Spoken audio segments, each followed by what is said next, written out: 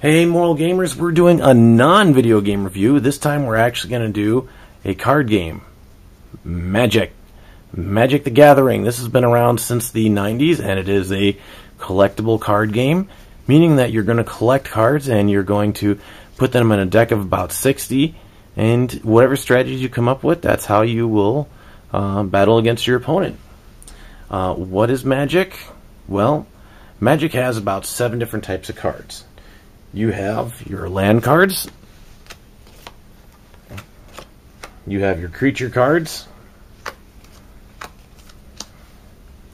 your enchantments, sorceries, instances, artifacts, and planeswalkers. And planeswalkers, by the way, are a newer mechanic to the game if you haven't touched it in a long time. So how does it work? Well, all the spells require land, mana, which comes out of land. And so we'll take a look at this guy here. He says he requires 1 white. So you have to have one of these on the board, turned to the side. It can't be used until your next turn, and that's how you play this guy. Other combinations have different requirements depending on what it is. Enchantments will give bonuses or change play for a certain character or person. Meanwhile, artifacts can do things ranging from being a simple attack to an effect that affects the whole field. In one case, there's one called Coat of Arms, which that particular one makes it so all creatures get a bonus for every other creature on the board of the same type. So if you have 3 cats, we'll say, on the board, that means that each cat gets 2 bonus points. But the way it plays out, though, is that your goal is to reduce your opponent's life down to 0. Start 20, reduce it to 0. Once they hit 0, they're gone, you win. Pretty simple.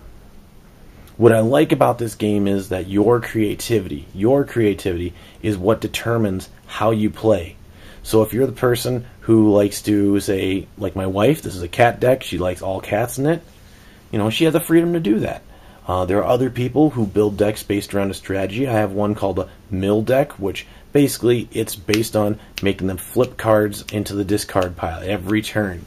And by doing that, I push them in a point where they can't get their good cards out. What works about this game, again, is the creativity. But what I very much enjoy is that it teaches my kids strategy.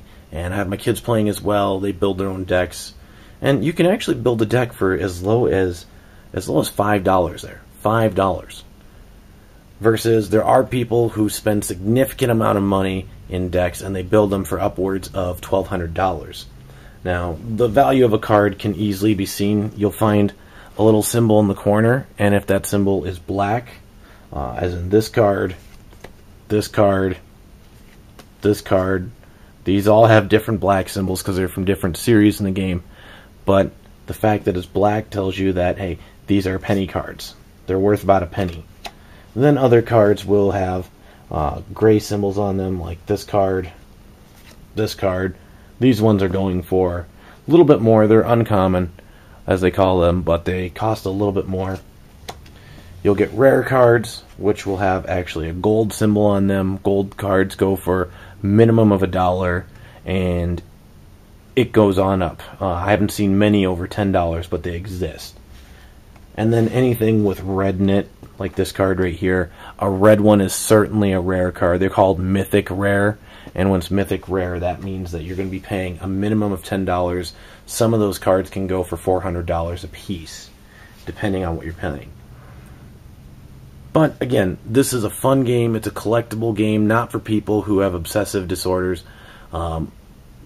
But nevertheless, though, I mean, it's collectible cards. It's fun. You build your own strategy. From a moral standpoint, the fact that it's magic and you're casting sorceries, spells, people may have issues with that because obviously it does blend that religion bounder, and it depends on where you are in your religion. You determine whether you can overlook the labels that they give them, or if there's something that you find morally wrong with that label, then that is something that you definitely might want to stick away from. Otherwise, I like it for the fact that, hey, I can teach my kids strategy, I can teach my kids to play, and while we're playing, we get time to talk and we get family bonding. And each person is doing it, each of my kids is doing it unique to their own personality, which is very nice. So I do recommend Magic. I think it's a great game to play. This review is not indicative of any particular series, but just the game as a whole. So I will be doing some updates later on as different series come out every now and again.